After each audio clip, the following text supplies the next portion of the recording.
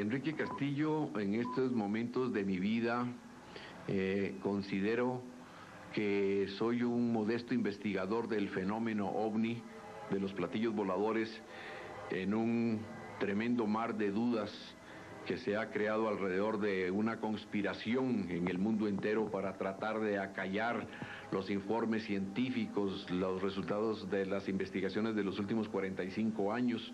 Pasa algo verdaderamente grave en estos momentos y la gente lo ignora. No sabe realmente lo que está ocurriendo porque tienen hasta razón. Los informes han sido totalmente camuflados, han sido tapados y se han gastado millones de dólares para que esto no llegue al público de ninguna parte. Ahorita acabamos de filmar unos videos en donde estuvimos en el Congreso de Arizona para enviárselo a las Naciones Unidas, donde propuse que las Naciones Unidas nos escuche primero que todo y que las Naciones Unidas entre en una presión sobre los grandes gobiernos, las grandes superpotencias, para que den al conocimiento público todos los informes que se tienen actualmente para poder darlos de una manera suave, como con cuentagotas, primero a las escuelas, colegios, universidades, y capacitar, que fue la propuesta mía también, a los medios de comunicación, para que puedan informar y no deformen la información real y auténtica que sale constantemente de los centros de investigación y de los aterrizajes que hay, como en el caso de recientemente aquí en Colombia, de este señor Rodríguez en Tabio. Bien, eso, todos los libros de la investigación del fenómeno OVNI están casos similares al de él, al mío, y lo seguirán sucediendo. Pero lo más grave de todo es que se encuentra dentro del planeta Tierra una organización extraterrestre que sentó bases ya en nuestro planeta. Solamente en territorio norteamericano tiene 26 bases, y una de las bases más tremendas que tiene precisamente esta organización en una conspiración contra los hombres de la Tierra, ¿no?, está en un sector que se llama Sector 51. Y ya tenemos inclusive los mapas hechos por los investigadores. Sabemos en dónde están, se han visto entrar y salir. Ahora, el problema más grave que hay de todo esto es que es una raza que vamos a llamarla negativa. Yo no puedo decir que es buena o es mala, pero a nuestros ojos, a nuestra manera de entender las cosas en este momento, es negativa, porque hace abducciones, viola mujeres, han secuestrado niños, han matado solamente en 4 estados norteamericanos, solamente en 1972, 73 y parte del 74, mataron más de 10,000 reses. Les extrajeron totalmente todos los órganos y dejaron a los animales sin una sola gota de sangre. Entonces, estos ya sabemos inclusive de dónde vienen, de dónde son y todo. Aquí tengo algunos de los dibujos de algunos de ellos. Sabemos que vienen de una estrella que se llama Rigel, por eso les llamamos los rigelianos. Y también están aliados con otros de otras organizaciones estelares que nos visitan también, y parece ser que tienen las mismas presunciones con respecto a nosotros. Vienen de Zeta Reticuli, ¿no?, Reticuli y Zeta Tucani, y de alguna parte negativa de Orión. Entonces, estos seres que están dirigiendo todas estas acciones actualmente, parece ser que todo esto que están haciendo es porque necesitan conocer muy detenidamente a fondo, basada en su tremenda ingeniería genética que manejan, cómo es el ser humano en sí, para poder ellos seguramente imitarnos físicamente y tomar el arquetipo de los humanos para ellos, porque estos seres son de 80 centímetros, no tienen pelo, tienen totalmente atrofiada todos los órganos de la garganta y para poder comer, ingerir alimentos, no tienen falo, no pueden tener relaciones sexuales y procrear. Lo hacen por medio de una clonación verdaderamente sofisticada, altísima, ¿no?, de una tecnología y una ciencia asombrosa que tienen ellos, ¿no? Y entonces hemos encontrado en las autopsias que se han hecho, inclusive de estos seres, que algunos de ellos tienen 3 cerebros. Este cerebro que une los 2 hemisferios cerebrales se han encontrado en las autopsias, y tengo los informes de que son capaces de manejar más del 50% de la capacidad total del cerebro, y que estos individuos pueden viajar en el espacio-tiempo solamente con el poder mental que producen, y pueden cambiar a voluntad la configuración de ellos y aparecer de varias maneras, pero eso generalmente no dura más de 5 o 6 segundos. Estos individuos pueden atravesar las paredes, hasta los metales. Hay personas que han llevado el automóvil por una carretera y se les aparecen, les meten los seguros, y ellos con un poder mental, los disparan y pueden abrir las puertas. Y solamente con una orden mental pueden obtener de los individuos una sumisión total. y ya lo hemos visto, y hemos hecho hipnosis regresivas de 5º grado, pentotal intravenoso, suero de la verdad, lo que me hicieron a mí, el narcoanálisis, polígrafo, detector de mentiras, y todo ha sido probado hasta la saciedad. Ahorita en el Congreso Mundial de Tucson, Arizona, acabo de conocer a 2 personajes sumamente importantes dentro del fenómeno OVNI. Conocí y me hice muy amigo de la astronauta soviética Marina Popovich, que su esposo fue el que es uno de los que tienen el récord de permanencia en el espacio, ¿no? Sergei Popovich. Marina Popovich estuvo hablando conmigo en privado con otro miembro de la Academia de Ciencias de la URSS, que se llama Valery Uvanov. Muy amigo, se hizo mío también, y estuvimos hablando de todo lo que ha pasado en territorio ruso.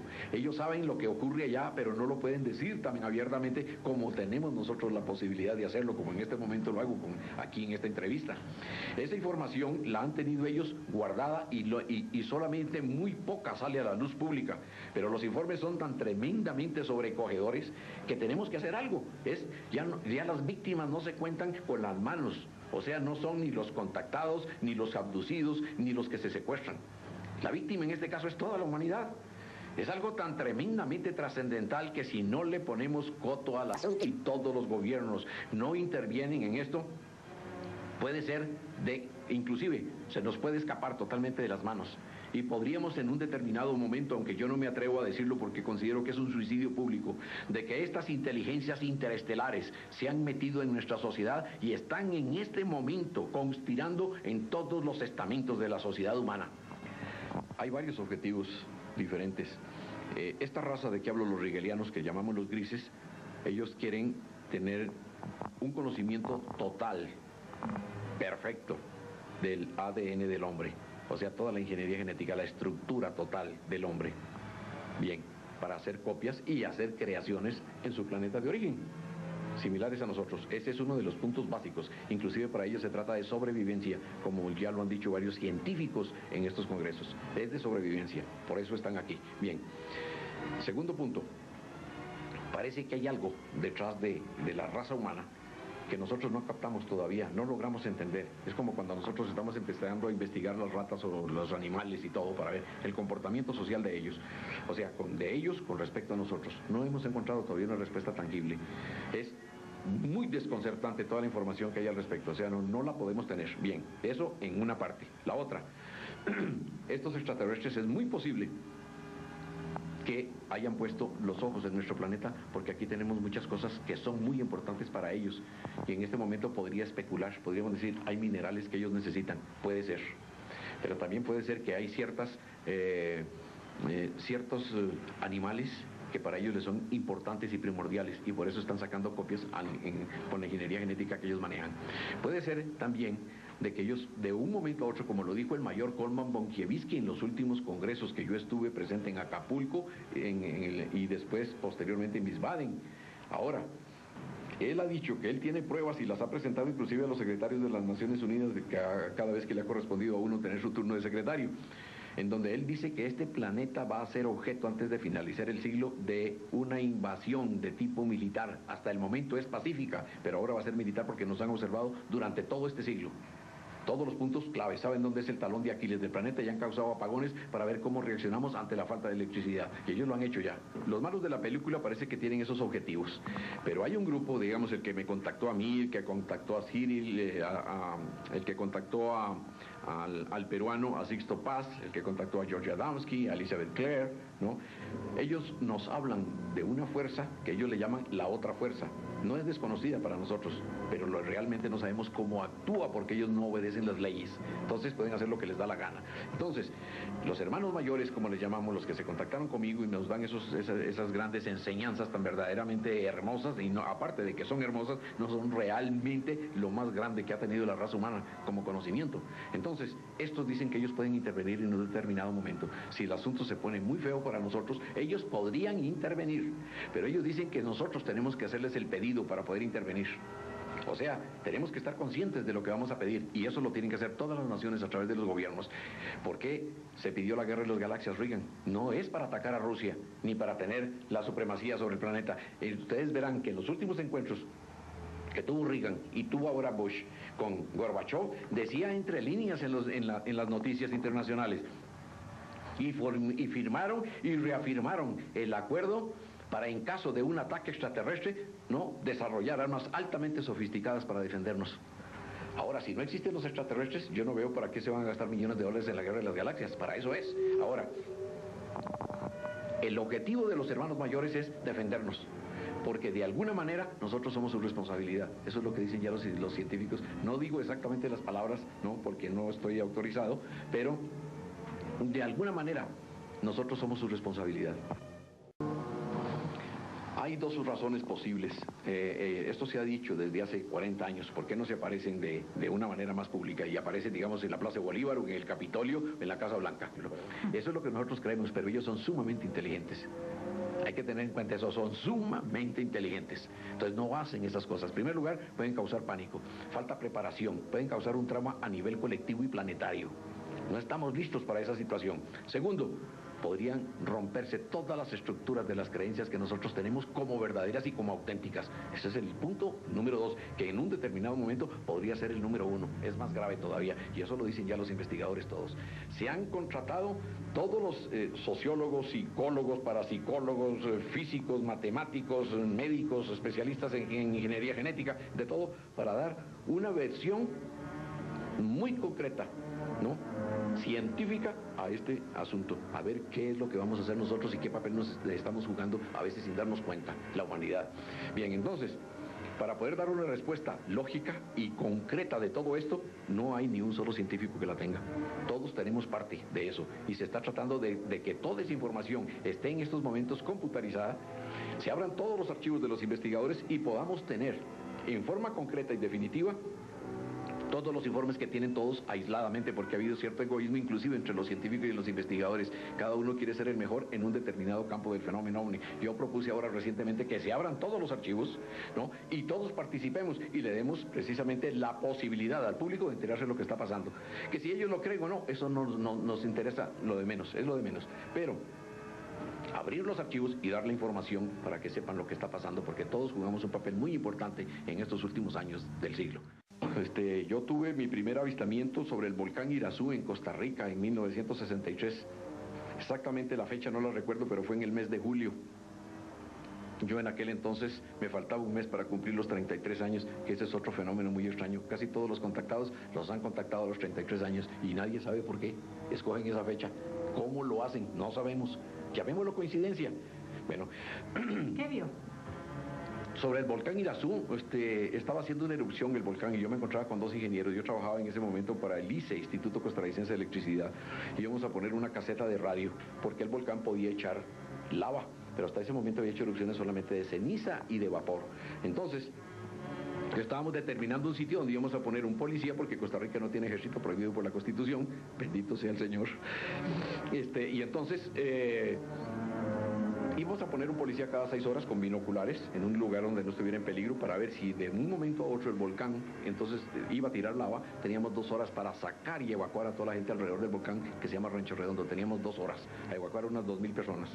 Entonces nos encontramos un domingo observando eso y de pronto aparecen en el horizonte 2 objetos que a mí se me antojó pensar que eran aviones que habían escoltado el avión presidencial de Kennedy, porque él acababa de llegar a Costa Rica para afianzar la Alianza para el Progreso en el año 63, antes de que lo asesinaran. Ya había estado por 3 días, y 3 días tembló y el volcán hizo erupción. Hicieron chistes la prensa y todo el mundo que parece que el volcán no quería que estuviera Kennedy allá. Bien, entonces vimos los 2 aparatos. De pronto se cambiaron de rumbo y se vinieron hacia nosotros, donde estábamos nosotros, cerca del volcán. La chimenea central del volcán estaba haciendo su erupción de ceniza y se detuvo en el aire el primero, ¡prum!, y el otro se detuvo detrás de la erupción. Entonces nos dimos cuenta que no eran aviones, pero nadie podía hablar. Estábamos viendo aquello y nosotros nos encontrábamos exactamente a unos 60 metros de distancia de donde se detuvo el aparato ese, o lo que fuera, porque yo no sabía qué era. Y de pronto empezó a bascular y se bajó lentamente y se quedó como a 3-4 metros del suelo. Y se levantaban las columnas de ceniza que había caído ya en el piso. Entonces se prendieron como unos ojos de buey de los barcos y se vio azul, intenso adentro. Habían ventanillas, pero era gigantesco, tenía como 40 o 45 metros por unos 12 metros de altura, enormes, y el otro no lo podíamos ver bien porque se estacionó detrás de la erupción volcánica. Pero el otro ingeniero, después, cuando ya sucedió todo eso, pasaron como unos 7 minutos, se fueron y vimos que había pasado algo raro, que yo estaba esperando, ¿no?, ver algo, pero no vi nada. Entonces se fueron. Vimos por reloj que habían durado 7 minutos observándonos y estábamos totalmente paralizados. A todos nos dio vómito y diarrea. Fuimos a un hospital para que nos atendieran y fue cuando oí por primera vez hablar, cuando el ingeniero jefe se quitó los guantes que traíamos de protección, los tiró contra el suelo y dijo 2 palabras impublicables y dijo, por mi madre que eso era un platillo volador. La primera vez que yo oí hablar de platillos voladores. Entonces me interesó el asunto de ahí en adelante como un hobby. El 3 de noviembre, previa al encuentro con ellos, me habían puesto una cita, es largo de enumerar, pero voy a remitir exclusivamente para esa fecha, 3 de noviembre de 1973, durante un sueño, 48 horas antes y después 24 horas antes, me dieron el sitio y la hora. Yo tenía que ir vestido como campesino, tenía que encontrar una esfera debajo de las raíces de un árbol tapado con una piedra, tenía que dirigirme a un bosque, a una laguna al norte de Bogotá.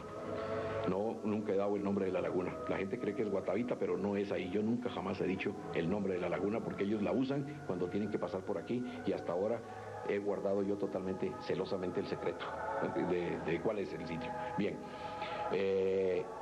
me dirigí para allá, la cita era a las 8 de la noche.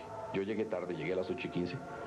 Y tuve tiempo para especular cuando encontré la esfera, la moví y yo creí que era como una especie de bomba, la ponía en el suelo, se me calentaba tibiamente en la mano, salían era del tamaño de una pelotita de golf, salían luces, después la tomé otra vez, caminé y llegué al sitio donde vi yo el recodo de la laguna y vi el bosque que yo había visto en sueños, me lo habían proyectado y lo vi exactamente igual.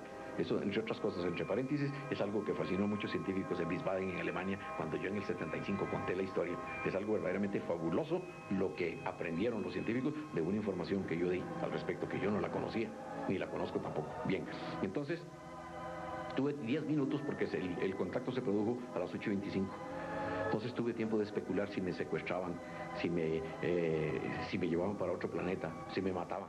Iba a ser de mi familia, de mis amigos, de la empresa donde yo trabajaba. Yo firmaba los cheques, tenía hasta miedo de que me fuera y no pudiera pagar los sueldos. Cosas de ese tipo. Cuando a las 8:25 exactamente suena un ruido. Una cosa así, se empieza a iluminar todo y veo donde van 2 así perpendicularmente subiendo hacia arriba. Pero 2 señoras naves. Yo calculo que tenían como las del volcán Irazú, unos 45 metros por unos 15 metros de altura, pero enormes las 2, y se iluminó todo como si acabara de salir el sol. Era algo verdaderamente sorprendente, se detuvo el ruido de las ranas, de los grillos, de los animales que hay allí, hasta el viento se detuvo y todo se quedó estático, yo me quedé asombrado. El único que se podía mover en ese momento era yo. El espacio-tiempo, algo sucedió. ¿Qué fue lo que cambió totalmente la zona? Algo que producen ellos con sus naves. Entonces se metieron así encima de los árboles y se fueron como a 100 metros de distancia, se fueron apagando y entonces todo se dio otra vez y quedó solamente como una reverberación alrededor, como un halo. Uno se apagó totalmente y ya no la pude ver más por la oscuridad y la otra se vino lentamente encima de los árboles con unos 100 metros de altura y empezó a caminar, a volar lentamente y se puso como a unos 60 o 70 metros de donde yo me encontraba y de pronto lanzó 2 rayos perpendiculares así y vi que en un óvalo venía alguien así con las manos, en uno y en el otro, eran 2, y de pronto ya los árboles no me lo dejaron ver, cuando de pronto los veo caminando como a 10 metros, venían con una forma como vacilante, vi que traían trajes muy ceñidos, había también como una luminosidad alrededor, unas luces aquí en el cinturón, venían con escafandra, guantes color mandarina naranja, las botas también, se me acercaron y me miraron. Yo tuve miedo, en ese momento yo venía con la esfera, me sudaban las manos, estaba vestido de campesino con ruana y sombrero y todo. Reculé un poco y pegué contra un árbol atrás y entonces yo me quedé así. Fue cuando oí en mi cerebro una voz que decía: Enrique, somos tus amigos, incapaces de hacerte daño, cálmate. Entonces yo les hacía que sí con la cara porque yo no podía hablar. Y entonces se acercaron y uno se quedó como a 2 metros y me dijo: me voy a acercar, no tengas miedo. Entonces yo le hice nuevamente que sí, se acercó y me tocó 2 veces en el brazo. Y entonces sentí una sensación de paz y de tranquilidad, algo que yo nunca he podido experimentar de nuevo, y es muy difícil de comunicar. Fue una seguridad tan asombrosa y una felicidad interior, una paz que me sobrecogió todo, ¿no? Y entonces escuché, dice: ven, síguenos, te vamos a subir. Y yo acepté en ese momento. Entonces me dice: ven detrás de nosotros. Me llevaron a un claro del bosque y dice: pon las manos así. Entonces yo vi donde venía la nave. Se puso encima de mi cabeza y entonces yo cerré nerviosamente los ojos, estaba con las manos así. De pronto proyectaron un rayo de luz alrededor mío como de 1 metro. Vi que las piedritas y las hojas y los terroncitos de barro saltaban. Me desprendí del piso y a los unos 10 centímetros me quedé como en un balanceo. Y de pronto empecé a subir. Entonces me di cuenta que me picaba la cabeza y el cuerpo como miles de alfileres y no me podía rascar. Entonces vi que iba a 10, 20, 30, 40 metros de altura y vi los árboles de ahí y de pronto vi la laguna allá y ya vi que iba a más de 40, 50 metros y tuve miedo. Entonces yo nerviosamente moví la mano derecha, ¿no? Y sentí que era sólido como el vidrio, como si hubiera tocado un metal. O sea, no era el rayo de luz que al principio proyectaron, ya era sólido, porque lo toqué. Entonces, otra cosa que me pasó fue que yo tuve miedo, ¿no? Cuando yo vi que iba más de 50 metros y seguía ascendiendo, ¿no? Me iban ascendiendo y ascendiendo, y de pronto dije, ay, Dios mío, si me sueltan me mato. Fue lo primero que yo pensé, y si me sueltan desde esta altura. De pronto se abrió algo aquí arriba y quedé en una habitación. Se cerró el piso y quedé en una habitación de tipo hexagonal, de color beige. Y no habían puertas ni ventanas ni nada. Entonces oí una voz inmediatamente, yo no me quise mover del sitio, yo solamente miré como sonriente a todos, ¿no? Yo tenía la esferita en la mano y me venían sudando las manos. Entonces guardé la esfera y oí una voz que me dijo, Enrique, desvístete. Entonces yo me sonreí y yo no sabía de dónde venía la voz, pero era en castellano, sin acento. Entonces me quité el sombrero y me quité la ruana. Cuando yo me quité la ruana vi que no había sombra. Entonces agarré el sombrero y la ruana y la moví, y moví hasta la pierna, y no había sombra. No pude ver de dónde salía la luz. No habían bombillos, no habían lámparas, no sé, hasta este momento no sé de dónde salía la luz. Bien, ellos insistieron por 4 veces porque yo muy lentamente me fui quitando la ropa. Cuando por 4ª vez, entonces entró un humo que salió del piso, ¿no? De las uniones del piso con la pared, y de pronto invadió todo, era como de un color azul. Recuerdo que el olor era, yo de niño en Costa Rica recuerdo que teníamos un árbol de una fruta muy parecida al limón que llaman lima, y entonces yo lo asocié inmediatamente con la cáscara cuando yo la pelaba con la mano. Eso me dio esa impresión. Eso duró como unos 4, 5, 6 segundos, no sé, y sentí que creí que era que me iban a envenenar. Pero hasta ese momento yo no me he dado cuenta que estaba respirando normalmente. Bien, eso pasó, y de pronto se metió todo eso, y oí una voz que dijo, Enrique, vístete. Ahí sí, no esperé las 4 veces, me vestí rápidamente. Y de un momento a otro se abrió una puerta donde no había puerta, y entró un hombre, alto, pero ya no tenía el escafandra con el que yo lo vi. Y ya no tenía los guantes que traía puestos de protección del traje. Entonces llegó y me dijo, bienvenido, Enrique, buenas noches. Entonces yo le dije, como yo fui mormón en un tiempo, antes del contacto, por lo menos casi 2 años antes me había retirado yo de la iglesia. Entonces oí una voz, ¿no?, muy clara que me dijo, en castellano perfecto, vi que la modulación de la boca y de la voz, Enrique, bienvenido. Yo soy Cyril. Yo le dije, yo soy Enrique Castillo. Y dice, no, yo soy Cyril Weiss. Y le dije, Cyril Weiss, sí. Me dice, ¿recuerdas en Caracas en 1969 en la entrada de un teatro? Pues Cyril Weiss, el hombre que yo había conocido, un suizo que vendía asuntos de tocador, era él ahora como astronauta. Durante 3 meses y 8 días fue mi amigo. Ahora estaba a bordo. Y le dije, ¿pero tú qué haces aquí? Tú eres, dice, yo soy uno de los tripulantes. ¿Tú eres extraterrestre? Soy un extraterrestre. Con los ojos ahora un poco tipo asiático. Pero en misma categoría, solo que el pelo amarillo, amarillo, hasta los hombros. Siempre igual, de la misma estatura y de la misma edad. Unos 27 o 30 años. Bien, entonces me dice, ven, que te están esperando. En ese momento entró otro y me lo presentó. Y me dijo, Crunula. Entonces yo donde le fui a dar la mano, muy sonriente, él no me dio la mano, me puso la mano aquí así a esta altura. Hizo así.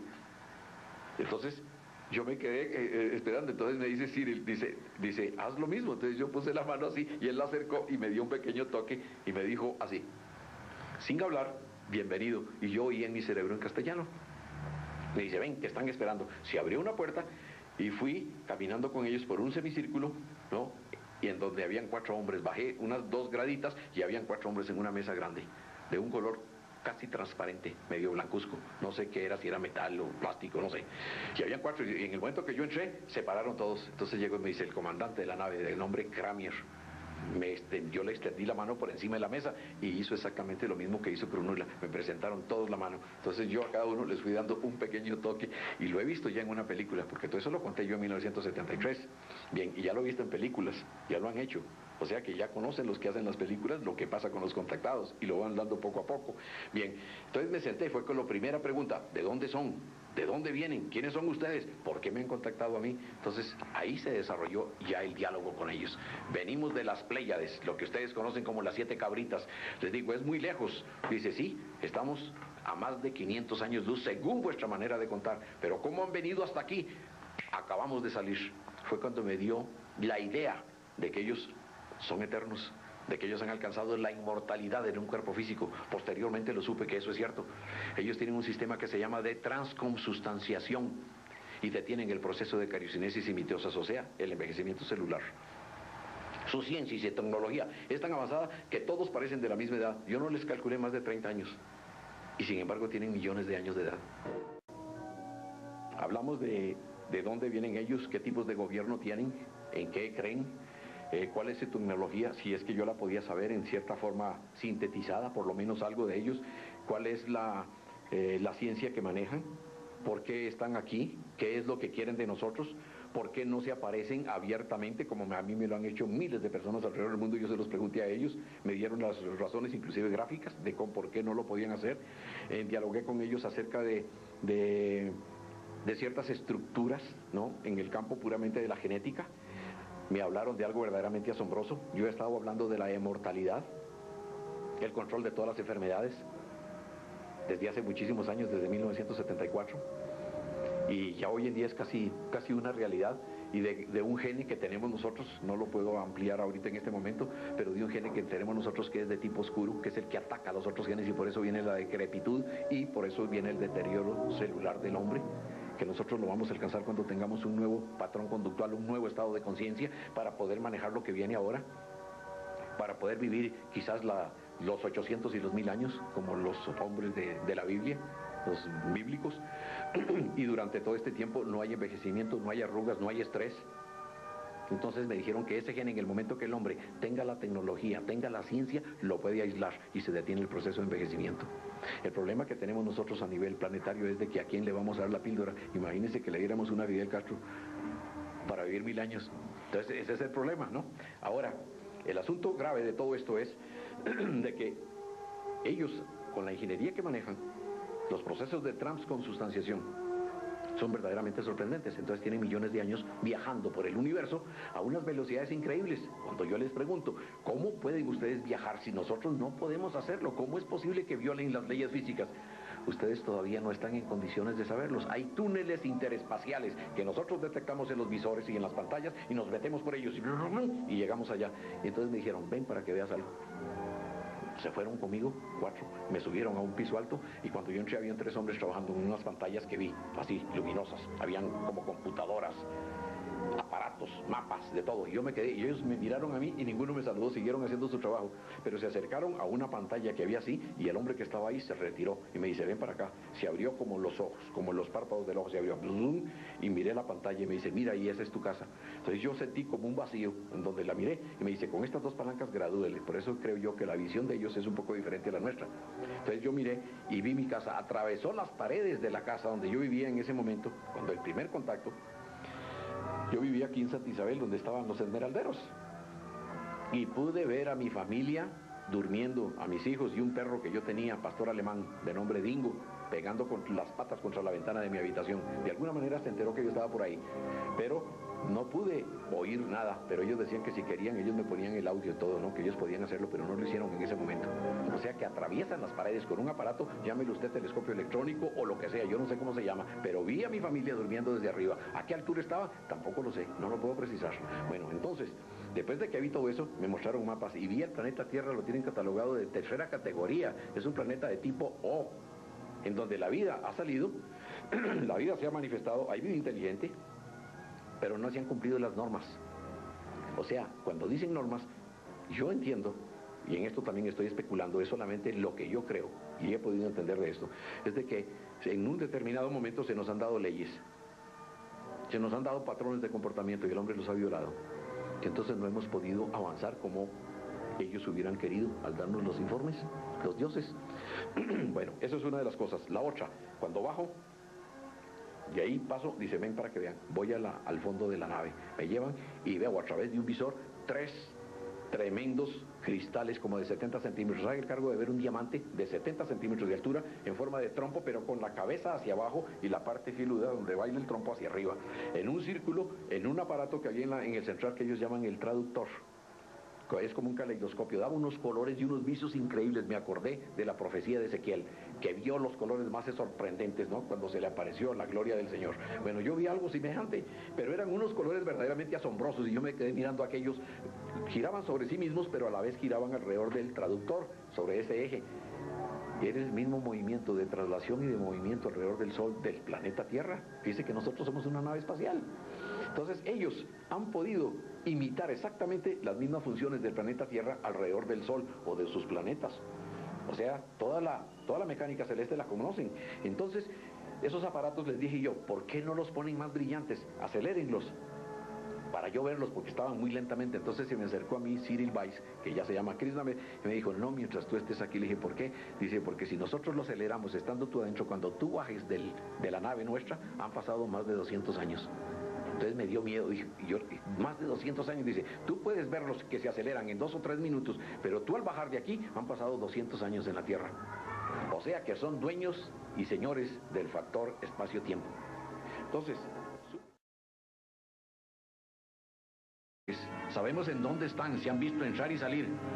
Ahora, el problema más grave que hay de todo esto es que es una raza que vamos a llamarla negativa. Yo no puedo decir que es buena o es mala, pero a nuestros ojos, a nuestra manera de entender las cosas en este momento es negativa, porque hace abducciones, viola mujeres, han secuestrado niños, han matado solamente en 4 estados norteamericanos, solamente en 1972, 73 y parte del 74, mataron más de 10,000 reses. Les extrajeron totalmente todos los órganos y dejaron a los animales sin una sola gota de sangre. Entonces, esto ya sabemos inclusive de dónde vienen, de dónde son y todo. Aquí tengo algunos de los dibujos de algunos de ellos. Sabemos que vienen de una estrella que se llama Rigel, por eso les llamamos los rigelianos. Y también están aliados con otros de otras organizaciones estelares que nos visitan también, y parece ser que tienen las mismas presunciones con respecto a nosotros. Vienen de Zeta Reticuli, ¿no? Reticuli y Zeta Tucanae, y de alguna parte negativa de Orión. Entonces, estos seres, para que den al conocimiento público todos los informes que se tienen actualmente, para poder darlos de una manera suave, como con cuentagotas, primero a las escuelas, colegios, universidades, y capacitar, que fue la propuesta mía también, a los medios de comunicación, para que puedan informar y no deformen la información real y auténtica que sale constantemente de los centros de investigación y de los aterrizajes que hay, como en el caso de recientemente aquí en Colombia, de este señor Rodríguez en Tabio. Bien, eso, todos los libros de la investigación del fenómeno OVNI están casos similares al de él, al mío, y lo seguirán sucediendo.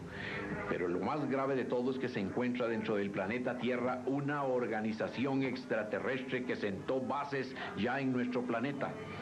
Solamente en territorio norteamericano tiene 26 bases, y una de las bases más tremendas que tiene precisamente esta organización en una conspiración contra los hombres de la Tierra, ¿no? Está en un sector que se llama Sector 51. Y ya tenemos inclusive los mapas hechos por los investigadores que están dirigiendo todas estas acciones actualmente. Parece ser que todo esto que están haciendo es porque necesitan conocer muy detenidamente a fondo, basada en su tremenda ingeniería genética que manejan, cómo es el ser humano en sí, para poder ellos seguramente imitarnos físicamente y tomar el arquetipo de los humanos para ellos, porque estos seres son de 80 centímetros, no tienen pelo, tienen totalmente atrofiada todos los órganos de la garganta y para poder comer, ingerir alimentos, no tienen falo, no pueden tener relaciones sexuales y procrear, lo hacen por medio de una clonación verdaderamente sofisticada, altísima, ¿no? De una tecnología y una ciencia asombrosa que tienen ellos, ¿no? Y entonces hemos encontrado en las autopsias que se han hecho, inclusive de estos seres, que algunos de ellos tienen 3 cerebros. Este cerebro que une los 2 hemisferios cerebrales se han encontrado en las autopsias, y tengo los informes de que son capaces de manejar más del 50% de la capacidad total del cerebro, y que estos individuos pueden viajar en el espacio-tiempo solamente con el poder mental que producen, y pueden cambiar a voluntad la configuración de ellos y aparecer de varias maneras, pero eso generalmente no dura más de 5 o 6 segundos. Estos individuos pueden atravesar las paredes, hasta los metales. Hay personas que han llevado el automóvil por una carretera y se les aparecen, les meten los seguros, y ellos con un poder mental, los disparan y pueden abrir las puertas. Y solamente con una orden mental pueden obtener de los individuos una sumisión total. Y ya lo hemos visto, y hemos hecho hipnosis regresivas de 5º grado, pentotal intravenoso, suero de la verdad, lo que me hicieron a mí, el narcoanálisis, polígrafo, detector de mentiras, y todo ha sido probado hasta la saciedad. Ahorita en el Congreso Mundial de Tucson, Arizona, Acabo de conocer a dos personajes sumamente importantes dentro del fenómeno OVNI. Conocí y me hice muy amigo de la astronauta soviética Marina Popovich, que su esposo fue el que es uno de los que tienen el récord de permanencia en el espacio, ¿no? Sergei Popovich. Marina Popovich. Enrique Castillo, en estos momentos de mi vida, considero que soy un modesto investigador del fenómeno OVNI, de los platillos voladores, en un tremendo mar de dudas que se ha creado alrededor de una conspiración en el mundo entero para tratar de acallar los informes científicos, los resultados de las investigaciones de los últimos 45 años. Pasa algo verdaderamente grave en estos momentos y la gente lo ignora. No sabe realmente lo que está ocurriendo porque tienen hasta razón. Los informes han sido totalmente camuflados, han sido tapados y se han gastado millones de dólares para que esto no llegue al público de ninguna parte. Ahorita acabamos de filmar unos videos en donde estuvimos en el Congreso de Arizona para enviárselo a las Naciones Unidas, donde propuse que las Naciones Unidas nos escuche primero que todo y que las Naciones Unidas entre en una presión sobre los grandes gobiernos, las grandes superpotencias